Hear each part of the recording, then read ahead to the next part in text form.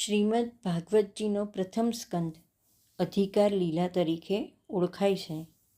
શ્રી ગોવર્ધનનાથજીનો તે દક્ષિણ એટલે કે જમણો ચરણ છે.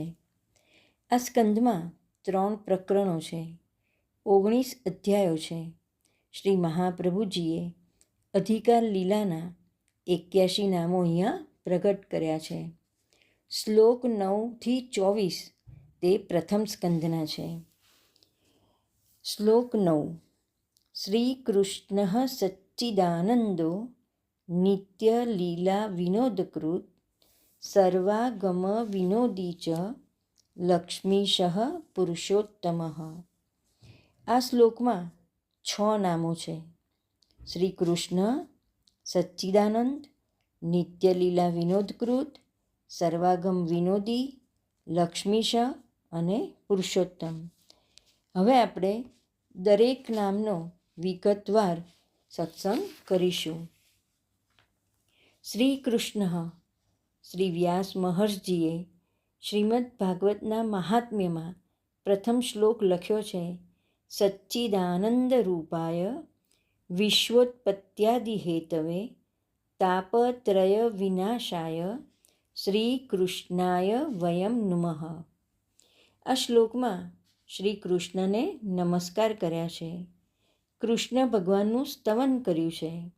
શ્રી કૃષ્ણ એટલે શ્રી વત્તા કૃષ્ણ, શ્રી સહિત કૃષ્ણ. કૃષ્ણ ત્રણેય કાળમાં અખંડ રસ સ્વરૂપ અને આનંદરૂપ છે. આવા કૃષ્ણ જ પરબ્રહ્મ સ્વરૂપ છે, પૂર્ણ પુરુષોત્તમ છે. સદાય આનંદરૂપ એવા કૃષ્ણ આથી સદાનંદ છે. એકલા કૃષ્ણ હોય ત્યારે તે વિયોગાત્મક નામ બને. કૃષ્ણ રસાત્મક છે, શૃંગાર રસરૂપ છે. શૃંગાર રસ 2 દળવાળો છે. એક દળ વિયોગ અને બીજું દળ સંયોગ. એકલા કૃષ્ણ આથી વિયોગ શૃંગાર રસાત્મક કહેવાય. અહીંયા નામમાં શ્રી શબ્દ છે. શ્રી એટલે સ્વામિનીજી. કૃષ્ણ જ્યારે સ્વામિનીજી સહિત હોય ત્યારે સંયોગ શૃંગાર રસાત્મક સ્વરૂપ કહેવાય.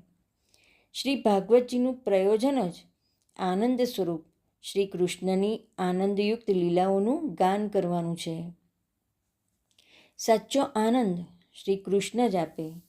તેથી આનંદની શોધમાં ફરનારા આપણને સૌને શ્રી મહાપ્રભુજી બતાવે છે કે આનંદ મેળવવા શ્રી કૃષ્ણને ઓળખો, શ્રી કૃષ્ણ પાસે જાઓ, શ્રી કૃષ્ણનું સ્તવન કરો, શ્રી કૃષ્ણની સેવા કરો, શ્રી કૃષ્ણનું સ્મરણ કરો.